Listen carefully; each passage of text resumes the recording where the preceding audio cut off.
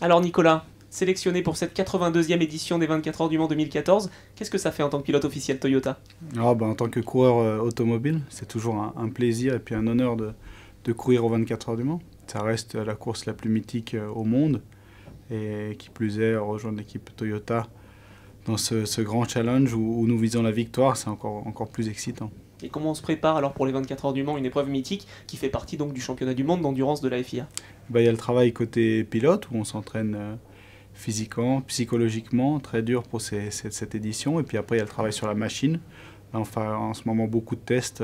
Depuis le mois de janvier, on roule beaucoup avec cette nouvelle voiture. On a une nouvelle réglementation qui nous a obligés à faire un nouveau moteur, nouveau châssis, nouveau système hybride.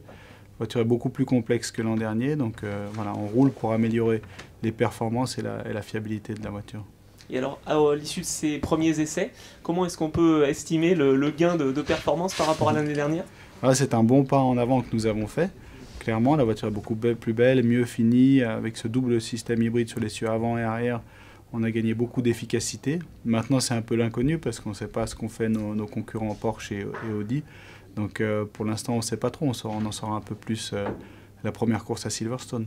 Et alors, justement, pour finir, hein, sur ce championnat du monde d'endurance de la FIA, 8 manches, dont Le Mans, comment est-ce qu'on arrive à gérer la difficulté de passer des courses de 6 heures à une course de 24 heures en troisième manche de la saison? Ouais, Le Mans, c'est clairement la plus grosse course de la saison. C'est là où il y a le plus d'enjeux, là où il y a le plus de points distribués. Donc il faut se focaliser un peu sur cet événement qui compte double.